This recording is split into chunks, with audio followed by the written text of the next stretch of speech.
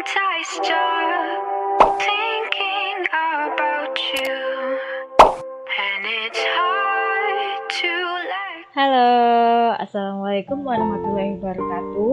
Perkenalkan, nama saya Izzatul Jannah dari kelas 5A Keuangan dan Perbankan Politeknik Negeri Samarinda.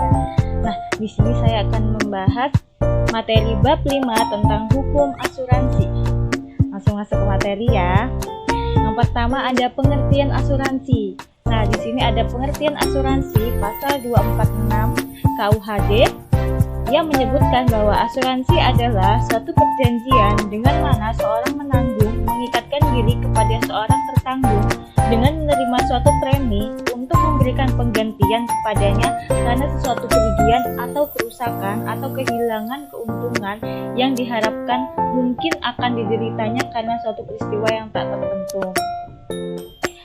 Lalu ada juga pengertian asuransi menurut Undang-Undang Nomor 2 Tahun 1992 yang menyebutkan asuransi atau pertanggungan adalah perjanjian antara dua pihak atau lebih dengan mana pihak penanggung mengikatkan diri kepada pihak tertanggung dengan menerima premi asuransi untuk memberikan penggantian kepada tertanggung karena kerugian, kerusakan atau kehilangan keuntungan yang diharapkan atau tanggung jawab hukum kepada pihak ketiga yang mungkin akan diderita tertanggung yang timbul dari suatu peristiwa yang tidak pasti atau untuk memberikan suatu pembayaran yang didasarkan atas meninggal atau hidupnya seseorang yang dipertanggungkan.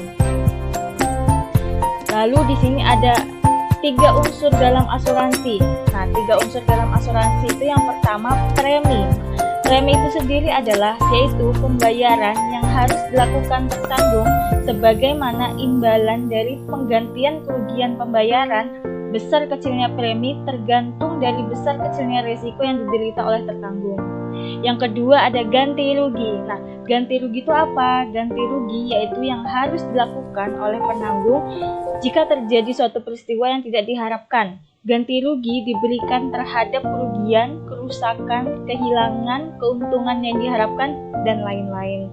Yang ketiga ada peristiwa yang belum tentu terjadi. Nah, yaitu peristiwa yang belum tentu akan terjadi yang dapat menimbulkan kerugian kepada tertanggung. Lanjut, ada prinsip-prinsip dalam asuransi.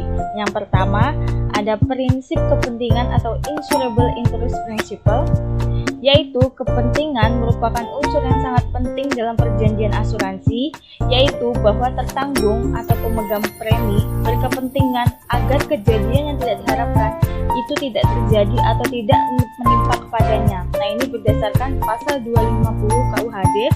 Nah, dalam prinsip kepentingan itu ada pasal-pasal yang mengatur. Yang pertama ada pasal 250 KUHD yang menyebutkan apabila seseorang yang telah mengadakan suatu pertanggungan untuk diri sendiri atau apabila seseorang yang untuknya telah diadakan suatu pertanggungan itu tidak mempunyai suatu kepentingan terhadap barang yang dipertanggungkan itu, maka si penanggung tidaklah diwajibkan untuk membayar ganti rugi. Yang kedua ada pasal 253 KUHD yang menyebutkan suatu pertanggungan yang melebihi jumlah harga atau kepentingan yang sesungguhnya hanyalah sah sampai jumlah tersebut. Yang ketiga ada pasal 268 KUHD yang menyebutkan suatu pertanggungan dapat mengenai segala kepentingan yang dapat dinilai dengan uang, dapat diadakan oleh suatu bahaya dan tidak dikembalikan oleh undang-undang. Adapun kepentingan itu yaitu bagian dari kekayaan yang disebabkan oleh adanya peristiwa yang akan menimbulkan suatu kerugian. Yang kedua ada prinsip keseimbangan atau indemnity principle. Nah, yaitu suatu pertanggungan ganti rugi yang diberikan oleh penanggung kepada tertanggung tidak boleh melebihi atau harus sesuai dengan kerugian yang diderita. Tujuan untuk mencegah adanya spekulasi dari tertanggung itu yang mengharapkan keuntungan serupa selisih dari jumlah ganti rugi setelah dikurangi dengan yang diderita. Nah, dalam prinsip keseimbangan ini ada pasal-pasal yang dianut ya. Yang pertama ada pasal 252 KUHD yang menyebutkan kecuali dalam hal-hal yang disebutkan dalam ketentuan-ketentuan undang-undang, maka tak bolehkah diadakan suatu pertanggungan kedua untuk jangka waktu yang sudah dipertanggungkan untuk harga yang penuh, dan demikian ini atas ancaman bahaya pertanggungan yang kedua tersebut. Lalu yang kedua ada pasal 266 KUHD yang menyebutkan suatu pertanggungan yang dilakukan tanpa pemberian kuasa dan di luar pengetahuan orang yang berkepentingan adalah batal apabila satu-satunya barang operasi berkepentingan tersebut atau oleh seorang ketiga atas perintahnya sudah dipertanggungkan sebelum saat si yang berkepentingan itu menyetujuinya tentang pertanggungan yang ditutup di luar pengetahuannya. Dua itu merupakan prinsip pasal dalam prinsip keseimbangan. Lalu yang ketiga ada prinsip utmost good faith, yaitu penutupan asuransi baru sah apabila penutupannya tidak didasari itikat baik. Ini merupakan pasal 251 KUHD. Dan yang keempat ada prinsip subrogasi, yaitu apabila tertanggung telah mendapat penggantian atas dasar indemnity, maka si tertanggung tidak berhak lagi memperoleh penggantian dari pihak lain, walaupun jelas ada pihak lain yang bertanggung jawab pula atas kerugian yang dideritanya. Lanjut ada polis dalam asuransi perjanjian. Fungsi polis menurut ketentuan pasal 255 KUHD, perjanjian asuransi harus dibuat secara tertulis dalam bentuk akta yang disebut polis. Jadi polis itu merupakan perjanjian asuransi yang dibuat secara tertulis dalam bentuk akta ya.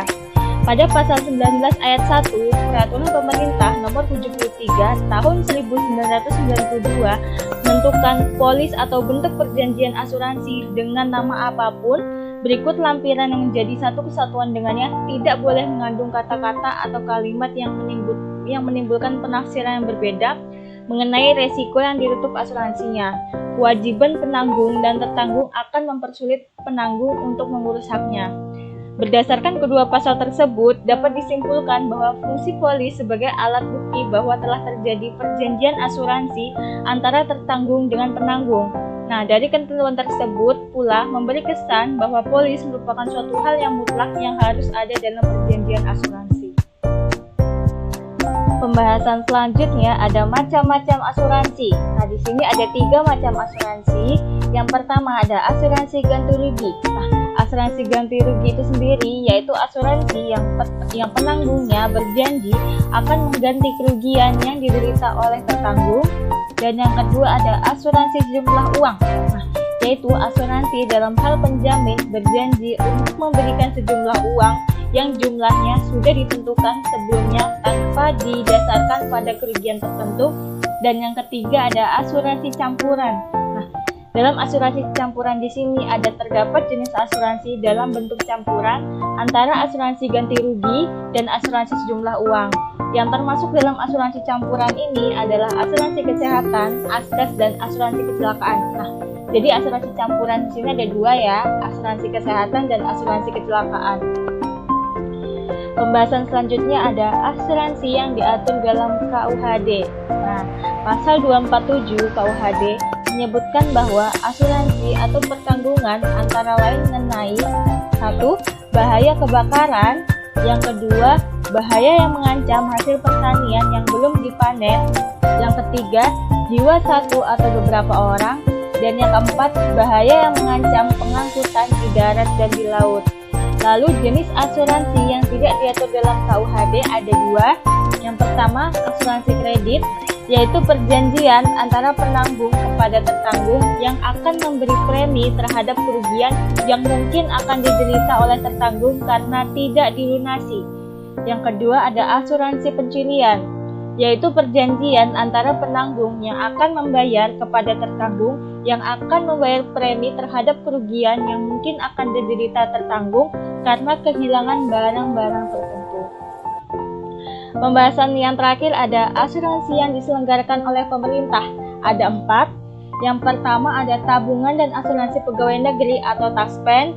Yang kedua ada asuransi sosial tenaga kerja yang biasa disebut ASTEK atau Jamsostek. Yang ketiga ada asuransi kesehatan pegawai negeri sipil yang biasa disebut ASKES. Dan yang keempat ada asuransi sosial Angkatan Bersenjata Republik Indonesia. Nah, demikian materi yang bisa saya sampaikan.